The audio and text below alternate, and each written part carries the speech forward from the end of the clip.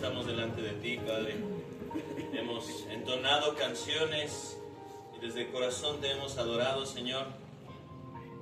Y tu Espíritu está trabajando, Padre, en nosotros.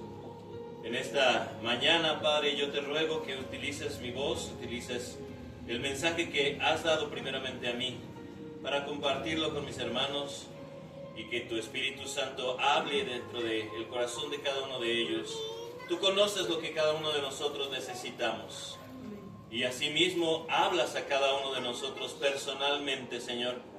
En esta mañana, Padre, que el mensaje de tu palabra nos edifique, nos exhorte, nos consuele, nos anime, nos enseñe, nos instruya en toda justicia, Señor, para que podamos ser cada vez más como tú. En el nombre que está sobre todo nombre, nuestro Señor y Salvador Jesús, lo pedimos. Amén. Amén. ¿Qué es lo que todo padre, voy a decir, qué es lo que todo padre quisiera para sus hijos? Lo mejor, ¿verdad? Alguna vez escuché una frase que decía, un padre le decía a su hijo, si tú, cuando yo no esté, no sabes moverte por ti mismo, vivir por ti mismo, valerte por ti mismo, entonces yo fallé como padre. Si yo cuando no esté, tú puedes continuar y puedes valerte por ti mismo, entonces hice un buen trabajo. No se trata de dar cosas materiales, sino de darles las herramientas necesarias para salir adelante y para valerse por sí mismos. Y esto es lo que Pablo les dice allá en su carta a los Colosenses, que es lo que vamos a ver el día de hoy, una pequeña fracción de Colosenses. ¿Y qué estaba sucediendo en aquella iglesia de Colosas, en Grecia? Pues ya llevaban cierto tiempo las iglesias establecidas y algunas personas estaban metiendo otras formas de pensar, otras doctrinas, influencias que sonaban bonitas al oído de la gente, pero que no era el Evangelio de Cristo.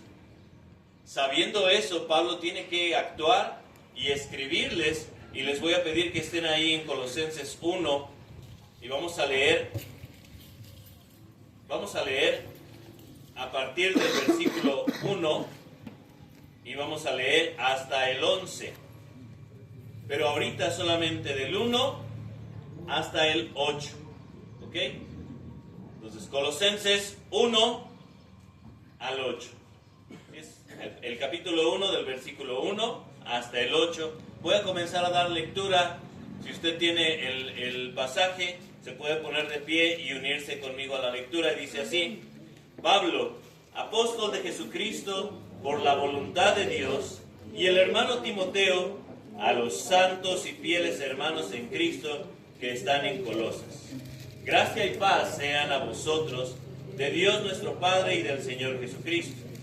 Siempre orando por vosotros, damos gracias a Dios, Padre de nuestro Señor Jesucristo, habiendo oído de vuestra fe en Cristo Jesús y del amor que tenéis a todos los santos, a causa de la esperanza que os está guardada en los cielos, de la cual ya habéis oído por la palabra verdadera del Evangelio, que ha llegado hasta vosotros, así como a todo el mundo, y lleva fruto, y crece también en vosotros, desde el día que oísteis y conocisteis la gracia de Dios en verdad, como lo habéis aprendido de Epafras, nuestro consiervo amado, que es un fiel ministro de Cristo para vosotros, quien también nos ha declarado vuestro amor. En el Espíritu vamos a seguir hasta el 11. Por lo cual, también nosotros, desde el día que lo oímos, no cesamos de orar por vosotros y de pedir que seáis llenos del conocimiento de su voluntad, en toda sabiduría e inteligencia espiritual, para que andéis como es digno del Señor, agradándole en todo, llevando fruto en toda buena obra y creciendo en el conocimiento de Dios, fortalecidos con todo poder conforme a la potencia de su gloria, para toda paciencia y longanimidad. Hasta ahí. Dios bendiga su palabra. Puede tomar su asiento. Pablo les está diciendo, yo sé por Epafras era el pastor de Colosas, que ustedes están creciendo y van bien. Pero yo estoy orando, y Timoteo, ¿sí? Estamos orando. ¿Y qué es lo que está pidiendo? No está pidiendo que tengan posesiones, no está pidiendo que sean los más ricos, no está pidiendo nada. Lo que pide el apóstol Pablo es que ustedes sean llenos del conocimiento, ¿sí? Del conocimiento de su voluntad en toda sabiduría e inteligencia espiritual. En otras palabras, que ustedes sepan valerse por sí mismos espiritualmente hablando en el camino del Señor Jesús. Y esto es lo que todo pastor quiere de su iglesia. Pastor no quiere eso de mundo de fe, que toda la congregación esté llena del conocimiento de Dios, de su voluntad, porque lo único que entonces habría que hacer es confirmar, y la iglesia empieza a vivir, a actuar y a tener poder, como la iglesia del primer siglo de allá, que nos dice en Hechos 2, que dice que toda la gente le temía, la gente que no era de creyente. ¿Por qué? Por sus obras, por las señales que hacían, porque perseveraban en la doctrina de los apóstoles, porque perseveraban en la oración, porque perseveraban en la convivencia, en el partimiento del pan. Esa iglesia estaba llena del conocimiento y lo ponían en práctica pues en su vida diaria. Y lo que les dice Pablo a los colosenses es eso. Estamos pidiéndole a Dios que ustedes sean llenos del conocimiento. Ser llenos del conocimiento de la voluntad de Dios también implica ser llenos del Espíritu Santo. Esto se adquiere progresivamente cuando uno va estudiando la palabra. Dice, en toda sabiduría e inteligencia espiritual. ¿Cuál es la diferencia? Sabiduría e inteligencia. ¿Cuál es la diferencia entre ambas? Porque alguien dice, no, esa persona es muy sabia y esta persona es muy inteligente. ¿Cuál es la diferencia? ¿Alguien podría decirlo? Pueden decir, ese niño es muy inteligente. Ese hombre es muy sabio. ¿Cuál es la diferencia? ¿Cómo, perdón? Aquel aprendió a vivir. Aquel aprendió a vivir. La experiencia. Ahora, si le agregamos ese adjetivo espiritual, porque hay gente sabia en el mundo, pero no sabia que es de Dios. Hay mucha gente muy inteligente en el mundo, pero no inteligencia espiritual. Aquí Pablo está dándole algo más. ¿Qué es la sabiduría espiritual y cuál es la inteligencia espiritual? La sabiduría proviene del conocimiento que uno adquiere de la palabra y de la experiencia. De lo que va adquiriendo de la palabra, pero que lo va viviendo y que va diciendo, ay, sí es cierto, Dios tenía razón cuando dijo esto porque lo estoy viviendo o porque lo estoy viendo. Dios tenía razón en sus promesas porque lo estoy viendo. Dios tenía razón en lo que escuché de la predicación porque me está ocurriendo. Parecía que el pastor conocía mi vida, ¿no? Parecía que me estaba hablando a mí, pero en realidad era Dios hablándome a mí. Y ahora lo he entendido, ya lo entendí. Y lo estoy viviendo, es sabiduría. La inteligencia espiritual es tener la capacidad de ahora ponerlo en práctica. De cuando ya estoy en la vida diaria, en mi trabajo, que me enfrento a situaciones difíciles, a los conflictos, o no situaciones difíciles, pero simplemente en la vida diaria. Mi forma de hablar con mis hijos, mi forma de hablar con mi esposa, sí. Mi manera de conducirme para con los hermanos y hasta con mis vecinos. Porque antes a lo mejor salía y me gustaba ahí estar en el chisme con los de afuera. Pero he entendido que la murmuración no es buena porque lo leí y mejor me abstengo. Ya no. Y es más, ya ni me llama la atención.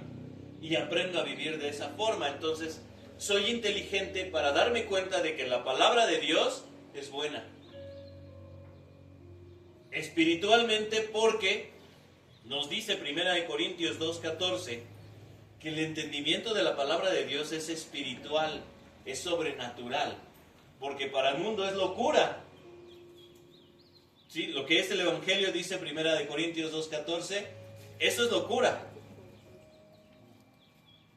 porque se debe de entender de forma espiritual. Y es el Espíritu el que nos hace comprender sus verdades. Porque cuando nos dice el Señor Jesucristo, perdona a tus enemigos, para el mundo es locura. ¿Cómo es posible que vaya a perdonar a mis enemigos? Cuando el Señor, además de perdonar, dice, ama a tu enemigo, es locura para el mundo. ¿Cómo voy a amar al que me hace daño? Porque se debe de entender espiritualmente. Y además, dice el apóstol Pablo, vamos entendiéndolo y viviéndolo de gloria en gloria. Porque lo pudimos haber leído y escuchado en muchas prédicas.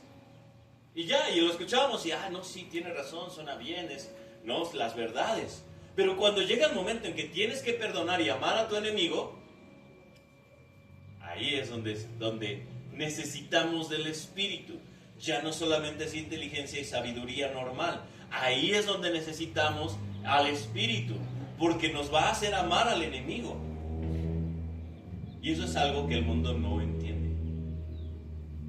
Porque se debe entender y vivir en el Espíritu de Dios.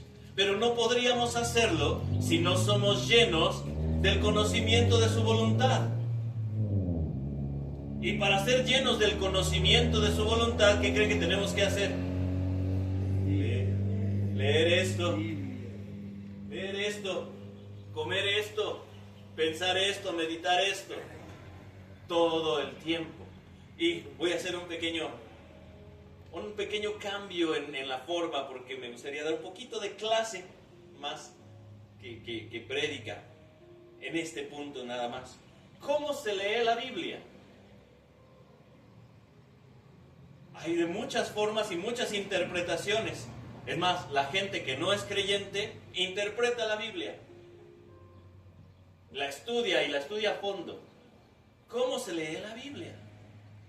Uno, orando primeramente. Amén. Y pidiendo que el Espíritu nos guíe a ese entendimiento espiritual. Recuerdan, porque para el mundo es locura, pero para nosotros ese entendimiento espiritual es luz, es vida. Después, si hay que entender cómo fue escrito, quién lo escribió, a quién se lo escribió. Han notado que yo siempre empiezo diciéndolos, esto era para los colosenses y vivían de tal o cual forma, porque hay que entender qué tenía en la mente Pablo para escribir estas palabras. Y de ahí extraer el principio. No todos los libros de la Biblia o cartas de la Biblia son mandatos. Hay muchos libros históricos que nos narran cosas. Y en esas narraciones, por ejemplo, el rey David. ¿Han leído la historia del rey David? ¿Han leído del pecado del rey David? Levante su mano, ¿quién ha leído el pecado del rey David? ¿Quién lo conoce? Bueno, se los pongo en contexto. El rey David, una vez, vio a una mujer desnuda y la deseó tanto que mandó que la trajeran y se acostó con ella y la embarazó. Pero esa mujer era casada. Y más aún, el esposo de esa mujer está en la lista de los valientes de David, es decir, era uno de los cercanos a David. Ahí está en 2 de Samuel. Lo nombran, él se llamaba Urías. Y más aún, todavía más allá, uno de los consejeros de David se llamaba Ahitofel. Era tío abuelo de esa mujer, de Betsabé. Y la narración nos dice que pues cometió el pecado y luego quiso hacer, mandó llamar a Urías y eres mi mejor amigo y mira, él estaba en la guerra, mira, puedes ir y acuéstate con tu esposa, no pasa nada, para hacer creer que el bebé de Betsabé pues era del esposo y no era así. Y toma que le sale mal porque Urías le dice, no, ¿cómo cree mi rey? Yo no puedo dejar a mi gente que está peleando allá y yo disfrutar. No, no, no, para nada. Yo soy leal a mi ejército y a mi rey. No, no puedo ir a estar con mi esposa hoy. Me quedo aquí si quiere, pero no voy a ir. Y le sale peor a David, ¿no?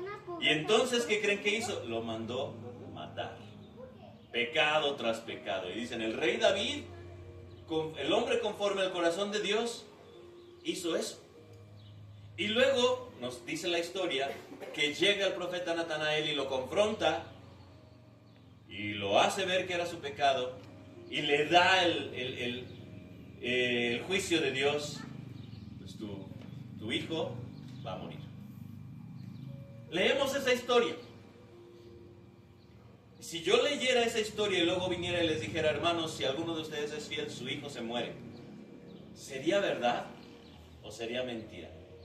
Hermano, disculpe que lo interrumpa, pero en la Biblia cuando dice que David era conforme al corazón de Dios, es cuando ya estaba pues en edad avanzada. Mucho después, sí. Claro, o sea, entonces en el momento en el que él lo hizo, pues todavía no era un hombre. Llegó al momento en que lo fue.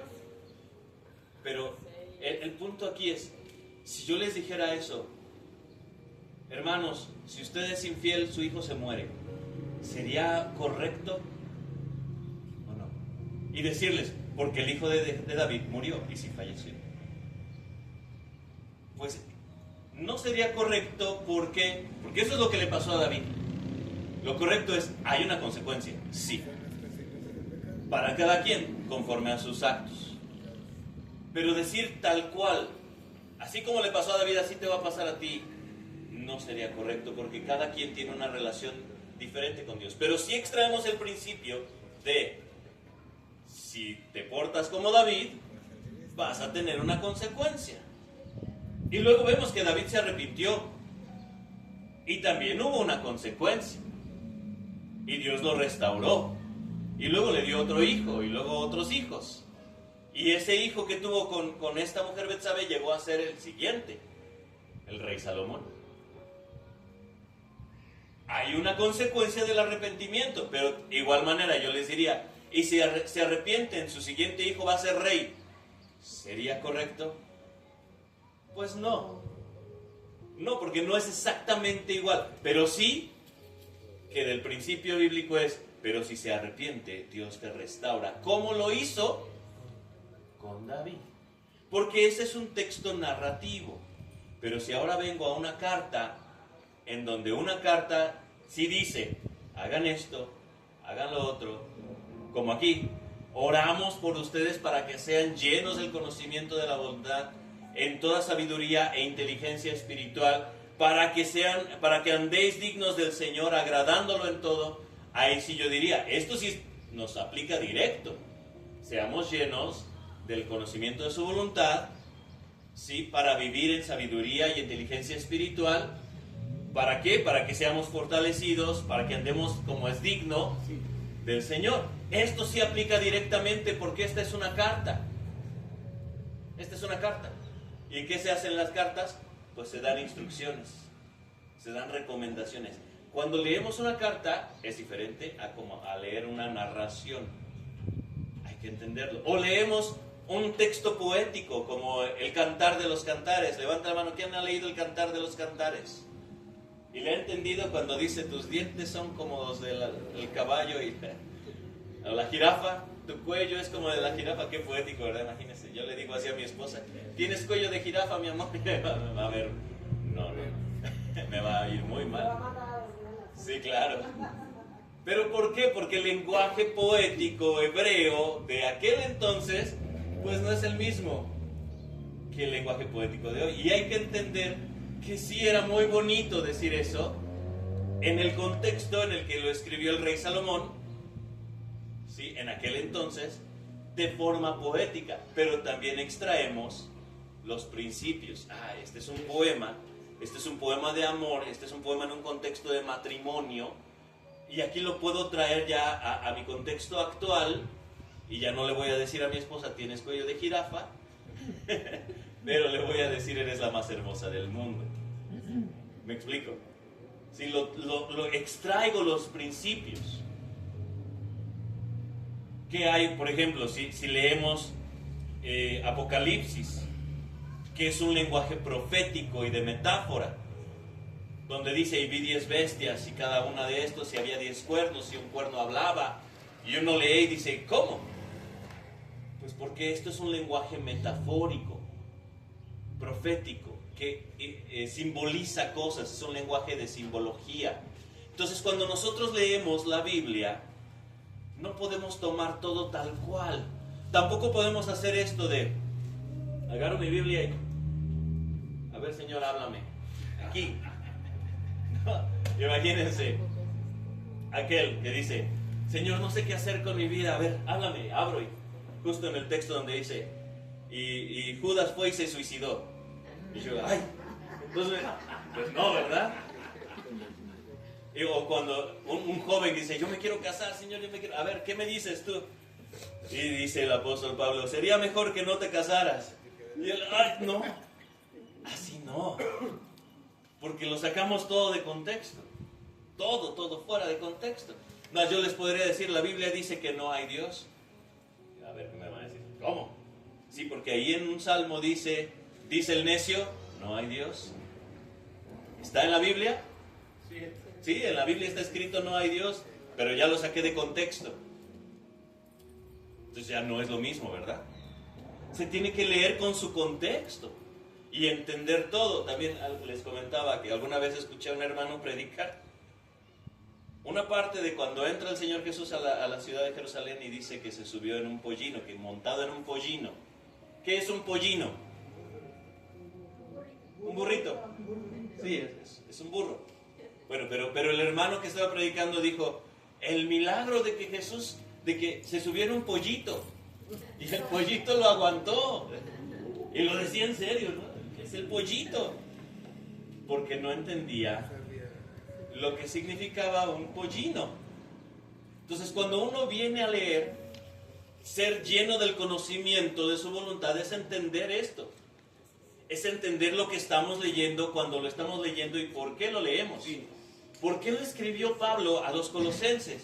¿Por qué les escribió que quería eso de ellos? ¿Por qué no le escribió así a los corintios? Si ustedes leen Primera de Corintios, es un regaño completo. Ya dejen de creerse más, que porque si están peleándose, si uno tiene más dones que el otro, así no es. Les dice Pablo. Si ustedes leen las cartas a Timoteo, donde le dice, y yo le prohíbo a la mujer que hable, que guarde silencio y que aprenda de su esposo en casa. Ustedes dicen, ah, caray, ¿cómo? Y aquí todos los hermanos, sí, claro que sí.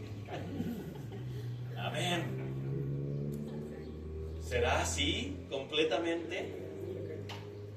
Entonces, fíjense bien, primero hay que leerlo en su contexto ahí inmediato, y luego se expande al contexto de todo. ¿Qué le dijo Pablo a los demás? No solo a Timoteo, sino a los demás acerca de ese tema. Y entonces ya podemos llegar a conclusiones de, no significaba que la mujer ya se calle para siempre. Tiene otro contexto. ¿Por qué le dijo eso en Timoteo? Pues, ¿qué estaba pasando? ¿Qué le estaba pasando a Timoteo? Cuando le dice a Timoteo, mira, Timoteo, que nadie tenga en poco tu juventud.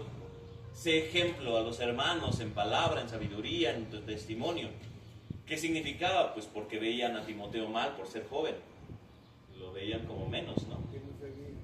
Lo menospreciaban. Entonces le dice que nadie tenga en poco tu juventud. Y también cuando le dice, y mira, Timoteo, ya no tomes agua, toma vino.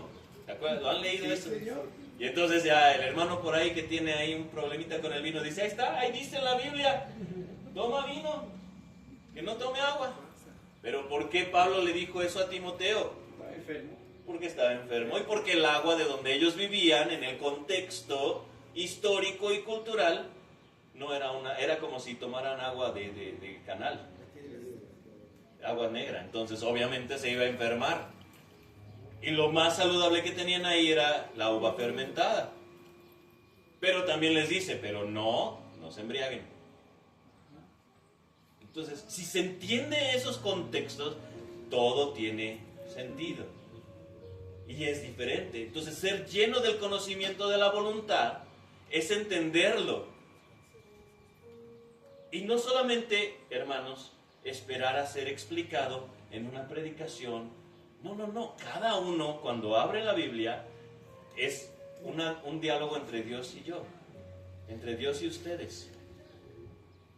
Y Dios va hablando, pero ustedes tienen que tener esa responsabilidad de, lo voy a hacer bien. Y no voy a leer lo que yo quiero entender, sino lo que realmente significa. Sí, porque para aquel hermano que tiene ahí un problema con el machismo, dice, es muy fácil leer y decir, aquí dice que te tienes que callar y no hablar. Y es más, históricamente y culturalmente lo han aplicado así. Es más, la esclavitud de la gente africana, ¿saben que lo sacaron de contexto de textos de Noé? De la maldición que le da Noé a sus hijos. ¿Han leído ese fragmento allá en Génesis 6? Génesis 6 a Génesis 10. Y de ahí como dice que maldijo a Cam, y históricamente ven que Cam proviene de la cultura, de África, y es la raza negra. Entonces, pues como son malditos van a ser esclavizados. Y de ahí lo tomaron para hacer toda la esclavitud que hicieron los europeos y los americanos. De pasajes bíblicos que no estaban bien entendidos. Y la cultura machista de Latinoamérica es tomada de eso, de que la mujer no hable, que guarde silencio, que no enseñe, fuera de contexto, fuera de entendimiento. Entonces, si no entendemos bien, podemos llegar a cometer ese tipo de errores.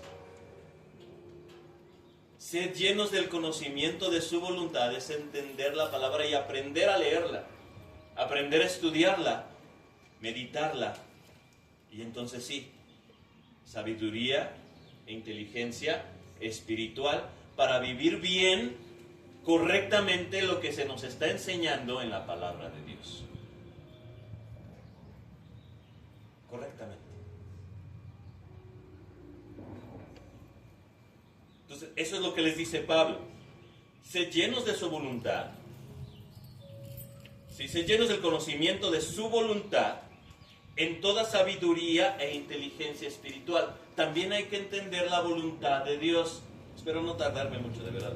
Apenas estoy en el primer punto. Pero hermano, predica.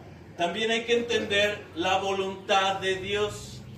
La voluntad de Dios. Puede preguntarles, Dios es omnisciente. ¿Saben lo que significa omnisciente? Es que sabe todas las cosas. Todo lo sabe Dios. ¿Están de acuerdo con eso? Dios es omnipotente. ¿Están de acuerdo con eso? ¿Qué quiere decir? Que Dios puede todo. Entonces cuando llega alguien y dice, y si Dios puede todo, ¿por qué no acaba con la maldad del mundo? Se lo puede hacer, ¿no? Si Dios puede todo, ¿por qué no acaba con las guerras? O con el hambre. O con el sufrimiento. ¿Ustedes saben por qué? Pero es parte de su voluntad. Ahora, les voy a preguntar, ¿Dios está en control de todo? ¿Sí o no? Él está en control de todo. Sí, amén. Claro que sí, Él está en control de todo. Entonces, ¿por qué la gente se la pasa ofendiéndolo? Porque lo permite. Y eso es parte de la voluntad de Dios, que en términos teológicos le dicen la voluntad permisiva de Dios. ¿Qué quiere decir? Que aunque Él sabe, ¿sí?, que esto está pasando, Él lo permite. Pero más allá de eso, ¿qué creen? Lo usa. ¿Qué? ¿Qué le hicieron sus hermanos a José? Lo vendieron, ¿verdad? Lo vendieron como esclavo. Y en Egipto, ya cuando estaba José, que lo compró el egipcio, la esposa del capitán del ejército egipcio, ¿qué le hizo a José? Lo difamó, lo acusó de acoso sexual. Así es, ¿no? En nuestros términos. Y no fue así. José terminó en la cárcel, fue vendido. Todo ese mal. ¿Y qué pasó al final? Terminó siendo el segundo después del faraón. Para restaurar a sus hermanos que estaban viviendo en hambruna. Porque había hambre en la región. Entonces, esas cosas malas, Dios permitió que sucedieran y las usó para bien, para un bien mayor. Y vamos, no tan lejos. ¿Qué le pasó al Señor Jesús con Judas?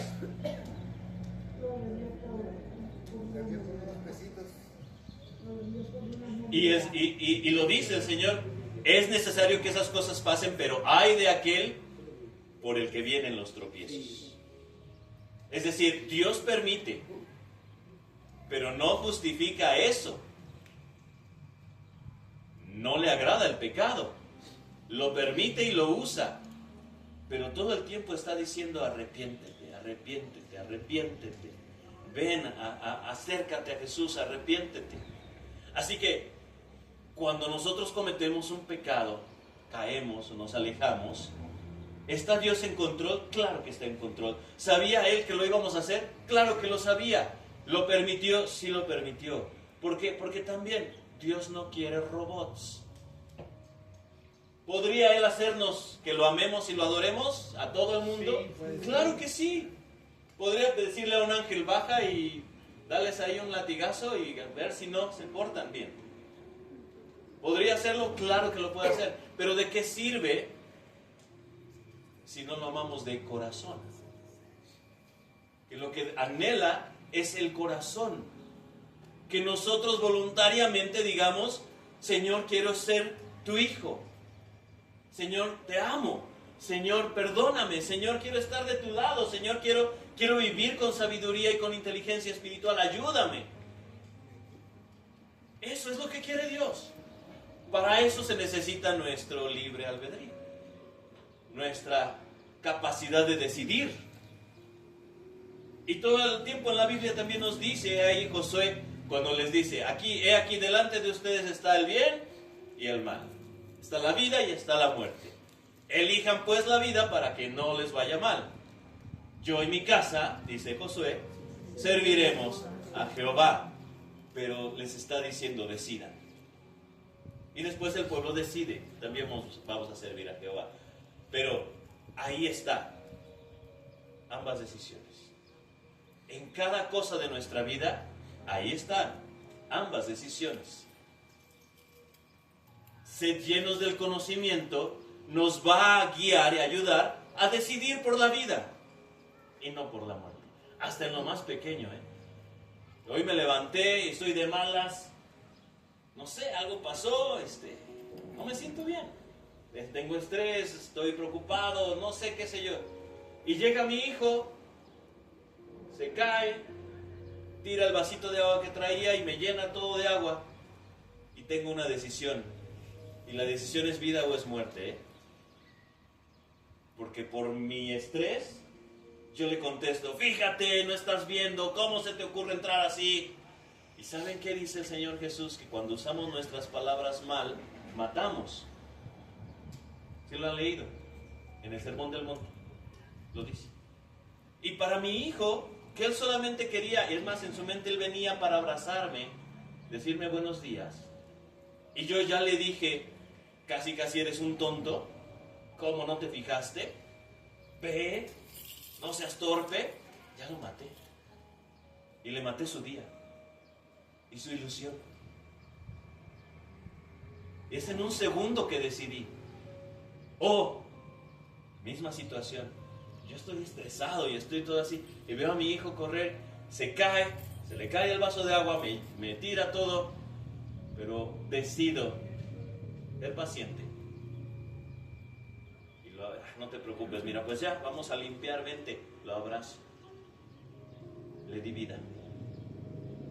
En una situación tan cotidiana, tan simple, pero ¿qué me hace decidir una y la otra? La constante práctica la constante práctica.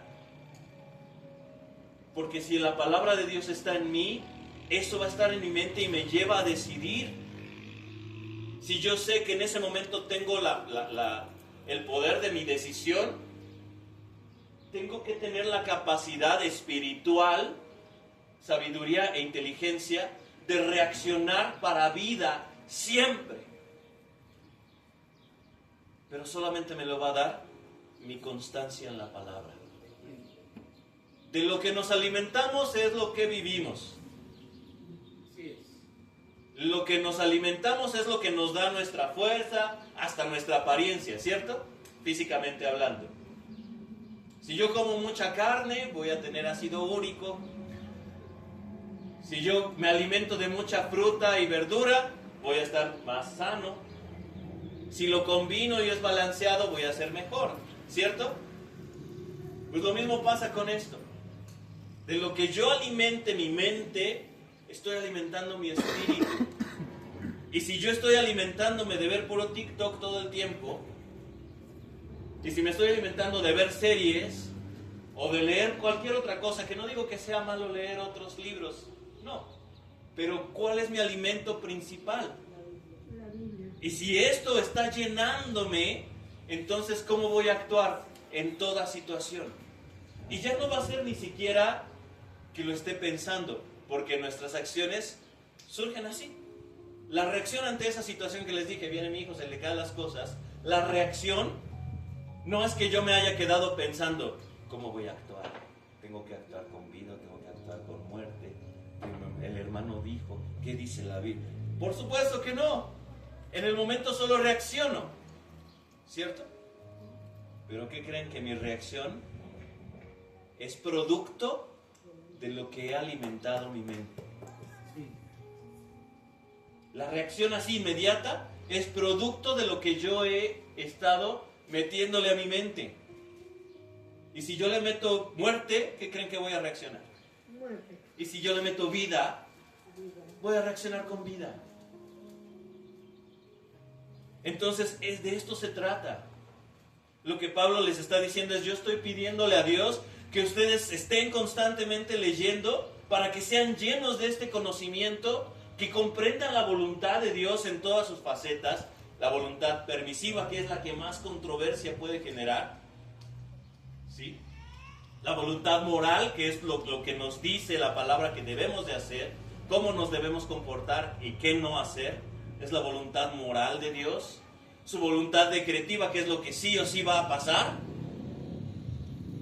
es lo que Él decreta, eso va a pasar, sí o sí.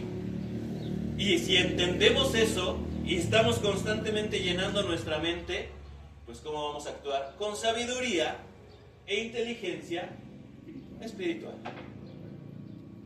No hay más. Y no es responsable el pastor de nuestras acciones. No es responsable mi esposo ni mi esposa. Yo. Porque es mi relación con Dios. Cada uno, porque es su relación con Dios. Cada uno tiene su relación con Él y lo que va viviendo, lo que va aprendiendo y cómo va viviendo, porque dice aquí, tiene un propósito el ser esto, dice, para que andéis dignos, voy al versículo 10, para andar como es digno del Señor.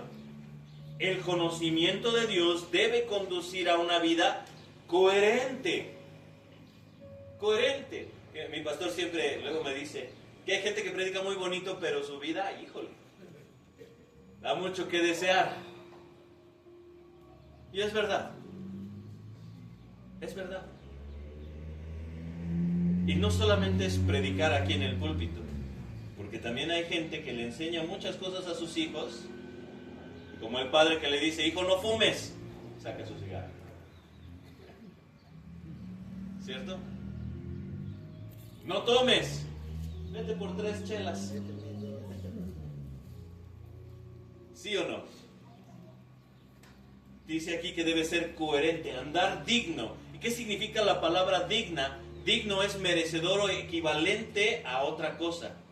Dice aquí, para andar como es digno del Señor.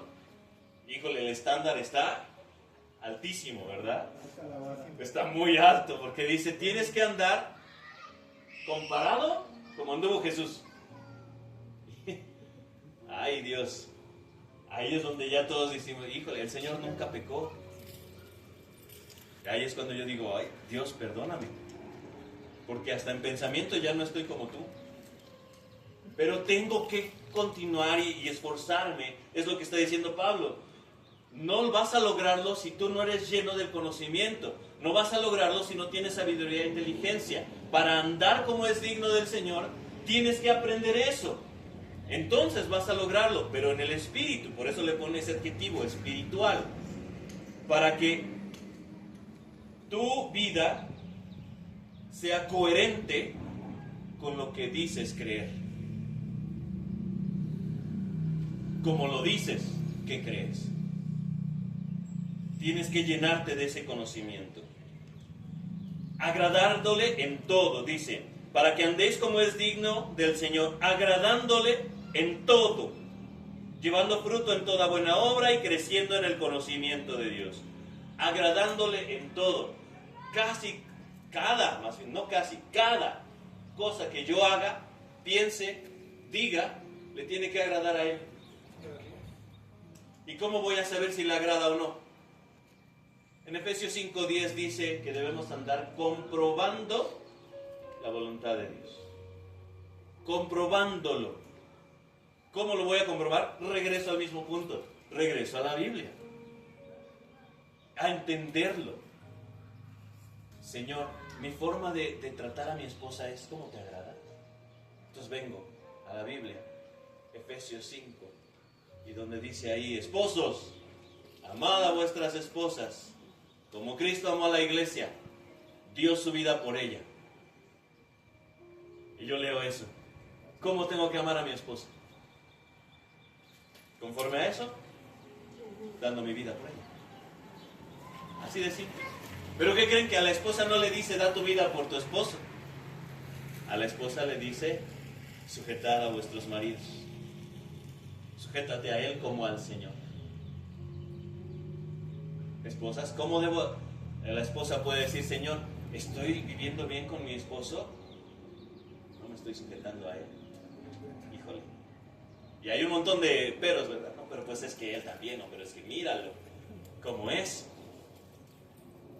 Pero si el esposo toma eso y dice, yo doy mi vida por mi esposa, esposas, ¿no te sujetarías a un hombre así? Que da su vida por ti. En el Señor. Entonces, cada acto que yo tenga para con mi esposa, vengo y lo compruebo. Si es como si estuviera dando mi vida por ella, porque luego me enojo mucho, ¿no? Con ella y digo, es que ¿por qué así, esto, lo otro? Y está bien, Señor. Tengo que dar mi vida por ella. Tengo que dar mi vida por ella. Porque yo así lo dije cuando me casé, yo así lo dije, hice mi promesa ante ti. La voy a amar. Y lo mismo, esposa. Es que mi esposo, sus defectos y esto, y por qué, parece que... A ver, Señor, me estoy sujetando. ¿Qué habría que hacer? Vente, amor, vente, vamos a orar. Y que Dios esté en medio de los dos. Porque vamos a comprobar si realmente estamos haciendo las cosas que te agradan. ¿Cómo estoy tratando a mi hijo, a mi hija? Vengo y veo en la Biblia que dice que sí lo debo disciplinar, pero que no lo debo llevar a la ira. ¿Lo han leído? Ahí está también en Efesios 5. No lo debo llevar a la ira.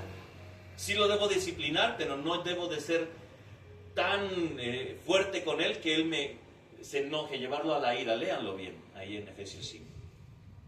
Entonces, Señor, lo estoy haciendo, lo estoy guiando correctamente. Sería el tema de otra predicación, que significa llevar al hijo a la ira, ¿no? Y la diferencia entre disciplinarlo, guiarlo y demás. Pero el punto aquí es comprobando en la Biblia que realmente estoy haciendo las cosas como le agradan a Dios. Señor, mi vecino me dijo de cosas y yo le contesté y lo insulté. Es más, no el vecino. Iba yo manejando y se me atravesó un carro y y le toqué ahí cierta melodía. Vea, vengo a la Biblia y compruebo cómo debo tratar a los demás. Ay, pues no lo hice. No lo hice. Da la otra mejilla, camina la segunda milla, si te piden dale más. Y lo has leído, ¿no? En el Sermón del Monte. Lo he estado haciendo, tengo que venir a comprobar si mi vida está agradando a Dios. Y luego dice, llevando fruto en toda buena obra. Mateo 7 nos dice, por sus frutos. Es fácil, ¿no? Esa analogía que nos da en el Sermón del Monte del Señor Jesús es muy fácil de entender. Un manzano no da naranjas, punto. Un naranjo no da mangos, punto. Un cristiano no se comporta como el mundo, punto. Un creyente da frutos. Dice Mateo 3 también, frutos dignos de arrepentimiento, que demuestren que realmente nos arrepentimos cuando le dijimos al Señor, perdón, sálvame. Que mis actos lleven ese fruto. Que mi forma de hablar, de conducirme, de actuar, lleven ese fruto. El resultado de lo que yo hago es el fruto. Si mi familia se va edificando y es algo notorio, es fruto. Si por el contrario, mi familia se la pasan insultándose entre ellos, mi esposa peleada conmigo todo el tiempo, también es un fruto, pero no es buen fruto. Dice, llevando fruto en toda buena obra. ¿Qué quiere decir? Que mis actos tienen que ser siempre buenos, de testimonio. Porque la buena obra va a producir buen fruto. ¿Y la obra mala qué cree que va a producir? Más mal fruto. ¿Y yo que soy hijo de Dios o no? ¿Qué fruto debería llevar? Pues el bueno. Ahí es donde vamos a comprobar. Ahí cada quien analice su vida y sus frutos. ¿Es buen fruto? ¿Cuántos buenos frutos tiene? ¿Cuántos frutos cayeron pero no están medio podridos por ahí? ¿Cuántos definitivamente ni se dieron? Eso es lo que está diciendo Pablo. ¿Sí? Llénate del conocimiento de su voluntad para que tengas sabiduría e inteligencia espiritual, para que puedas vivir digno del Señor, llevando fruto en toda buena obra, agradándole en todo. Y luego, y esto es esperanzador lo que sigue, y creciendo en el conocimiento de Dios. ¿Qué quiere decir? Pues que no lo vamos a hacer de un día para otro, no es perfección inmediata. Es creciendo constantemente en ese conocimiento para que entonces sí, después de varios caminos atravesados, podamos decir, tengo este fruto bueno. He crecido en el conocimiento y estoy todavía por crecer más hasta llegar a la estatura del varón perfecto. Eso dice Pablo, y yo prosigo a la meta.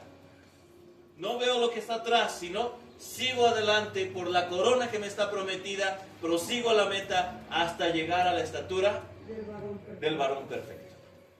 Ahí quiero llegar. No he llegado aún. Y probablemente me va a llamar el Señor a su presencia y no voy a ser a la estatura del varón perfecto. Pero sí me voy a acercar cada vez más. Cada vez más, cada vez más, cada vez más.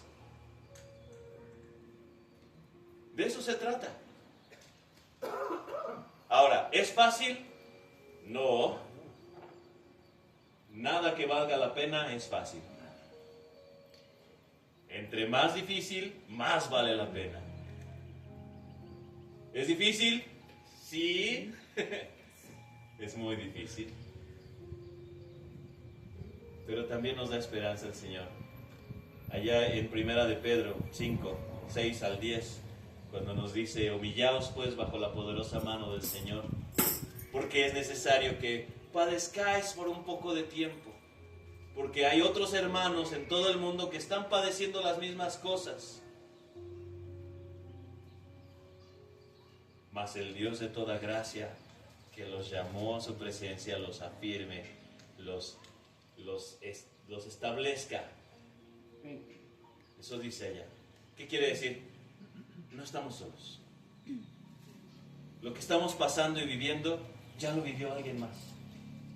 Y ya lo venció. No estamos solos. Somos una familia enorme, que aquí en Mundo de Fe nos vemos nosotros, pero la iglesia del Señor está en todos lados. Y por muchas eras, ya más de 2000 años. No estamos solos. Y vamos creciendo cada vez más y más y más en ese conocimiento. El versículo 11 dice, fortalecidos con todo poder. Si caminar como dignos del Señor es vivir una vida que refleja el carácter del Señor. Ya dijimos que eso no es sencillo. Fortalecidos con todo poder, no estamos solos. Esta fortaleza no es humana. Es conforme, dice, a la potencia de su gloria. Fortalecidos, dice el versículo 11, fortalecidos con todo poder, conforme a la potencia de su gloria. Hasta ahí tantito. Conforme, con la forma de. La fuerza que nosotros tenemos tiene la forma de la potencia de su gloria conforme vayamos conociéndolo.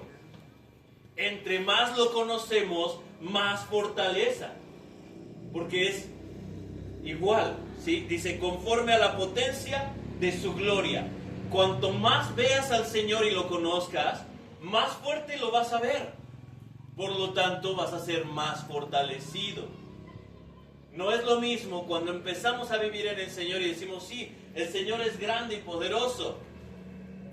Haberlo visto después de milagros. Haberlo visto después de haber vencido cáncer.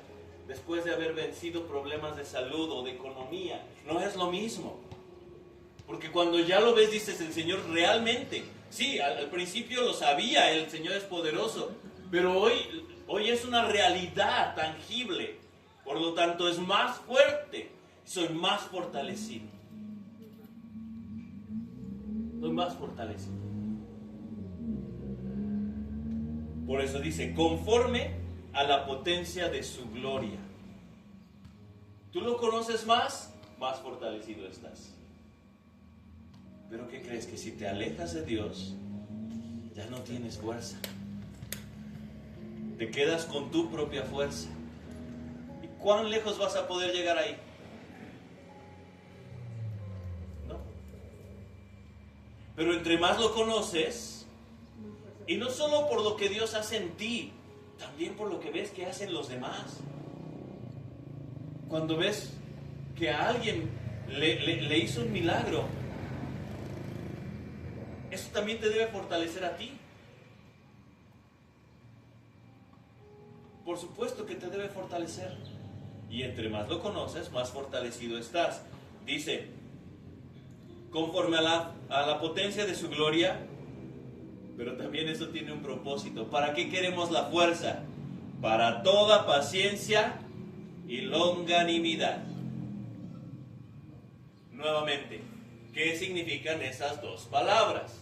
¿Por qué hace diferencia? Una cosa es paciencia y otra cosa es longanimidad. ¿Cuál es la diferencia? Paciencia, voy a resumirlo así rápido y luego lo desarrollo más. Paciencia es ante la adversidad de las situaciones que no podemos controlar. Longanimidad es para con la gente que está a nuestro alrededor y que sí podemos controlar. Eso es rápido. Paciencia tiene que ver entonces con las cosas que no controlamos. Imaginemos, todo va bien en tu vida y de pronto algo sucede. Trump invade México y ya perdimos el trabajo, y ya perdimos la estabilidad económica, y ya perdimos todo. ¿Puedes controlar eso? No. Ahí necesitas paciencia. Ahí necesitas paciencia. En el Señor, por supuesto. O sea, fortalecido en el Señor para esa paciencia. ¿Sí? Regreso un poquito. Es fortalecidos con todo el poder conforme a la potencia de su gloria para que enfrentes estas adversidades. Longanimidad, lo que sí puedes controlar. Tú sí puedes controlar tu relación con tu esposa. Tú sí puedes controlar tu relación con tus hijos. Sí puedes controlar tu relación en la iglesia. Con la iglesia. Sí puedes controlar cómo te desenvuelves. Cuánto das, cuánto no das. Eso sí lo puedes controlar. Y ahora tienes que hacerlo constante. La constancia de tu disciplina espiritual. ¿Cuántas veces ayunas? ¿Cuántas veces oras? ¿Cómo son tus hábitos espirituales? ¿Cómo es tu ofrenda?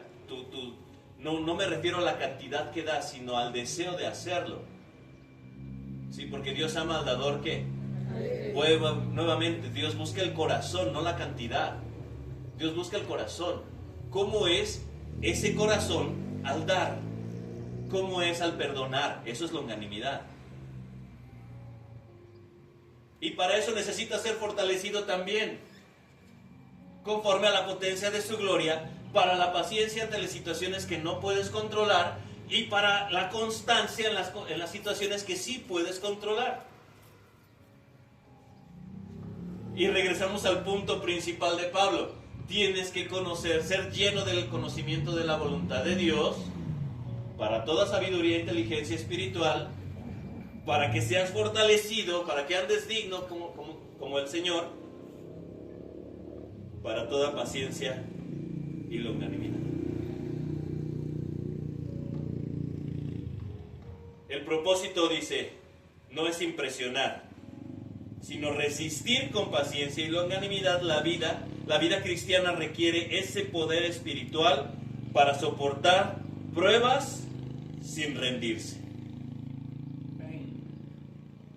Necesitamos ese poder para soportar prueba sin rendirse. Rendirse no es opción en la vida cristiana. Cuando se toma en serio, por supuesto. Cuando se toma en serio, rendirse no es opción.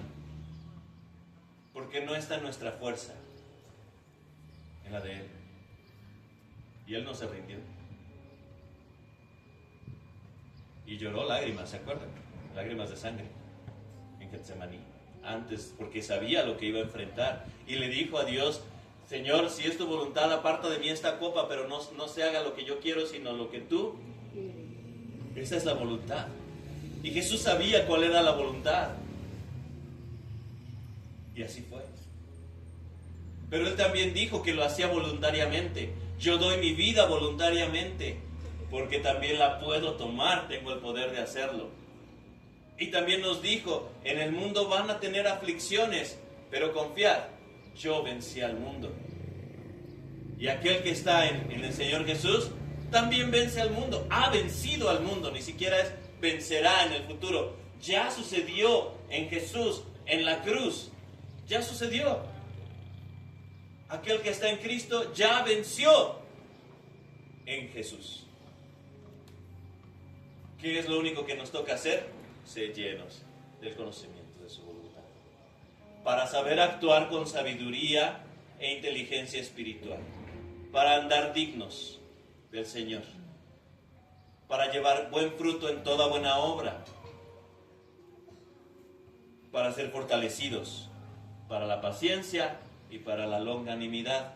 Y en el versículo 12, ahí está: con gozo dando gracias al Padre. Aparte de todo, es con alegría. El cristiano no puede estar todo el tiempo es que todo el tiempo me va mal, es que voy a llorar, es que... No, porque todos lo padecemos, todos lo vivimos. No digo que no se sienta mal, no digo que no sea difícil, no digo que no tenga aflicción, Pero dice la palabra del Señor, con gozo. Estad siempre gozosos, 1 de Tesalonicenses, y es más, es un mandato. Estad siempre gozosos, dando gracias en todo, orad sin cesar. 1 de Tesalonicenses 5, 16 al 18, es lo que estoy citando. Entonces, todo esto debe ser con gozo, con gratitud a Dios, porque Él está en control. Entonces, tenemos que estudiar la palabra. Segunda de Timoteo 3:16 nos dice que toda la escritura es inspirada por Dios y que es útil para enseñarnos, para redarguirnos, que eso es básicamente confrontarnos, ¿sí? Para instruirnos, para corregirnos e instruirnos en justicia. Estudia la palabra para que sepas cómo vivir, básicamente. Estudia la palabra para que sepas cómo vivir. Y luego, vive lo que crees. Si dices creer en Jesús y dices creer que su palabra es verdad, pues vívela. Tal como lo dice. Perdona a las ofensas. Literal. Ama a tus enemigos. Pon la otra mejilla, camina la segunda milla, da lo demás. Porque es lo que dices creer, ¿cierto? Pues vívelo. Hay una parte en el Evangelio de Lucas que a mí me llegó una vez, me fue así como shock, impactante. Que dice, ¿por qué me dices Señor, Señor y no haces lo que digo? ¿Sí soy tu Señor o no?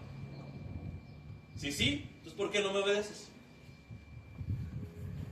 Es lo que dice. Vive lo que dices creer. Hazlo. Y finalmente, si es verdad, vamos a caer. ¿Qué nos dice Primera de Juan? Aquel que diga que no ha pecado, pues está mintiendo. No. Pero tenemos un mediador. Pero fiel es el Señor para perdonarnos y limpiarnos. Si confesares tu pecado, ¿sí? Condicional. Si confiesas, es decir, que lo aceptas, el Señor es fiel y justo para perdonarte y ¿qué creen? Limpiarte. Dos cosas. Te perdona, pero miren, me pueden ofender y yo perdono. Pero Dios aparte tiene el poder para limpiarte. Y el proceso de la limpieza duele. Pero es para bendición. Pero es para bendición. ¿Y cómo nos limpia? Fortaleciéndonos en el Señor. En el poder de su fuerza. Dice Efesios 6:10. Por lo demás, hermanos, fortaleceos en el Señor y en el poder de su fuerza. Todo está en Él. Así que la oración de Pablo, estoy leyendo la conclusión que redacté acá en el papelito que tiene. La oración de Pablo sigue siendo válida hoy. Que nuestra vida sea una respuesta a esa oración, llena de conocimiento, digna del Señor y fortalecida por su poder. Amén. Decimos amén. Amén. Señor, gracias por tu palabra. Amén. Bendice este culto, Señor. Agrádate de nuestra vida y transfórmanos. En el nombre del Señor Jesucristo. Amén.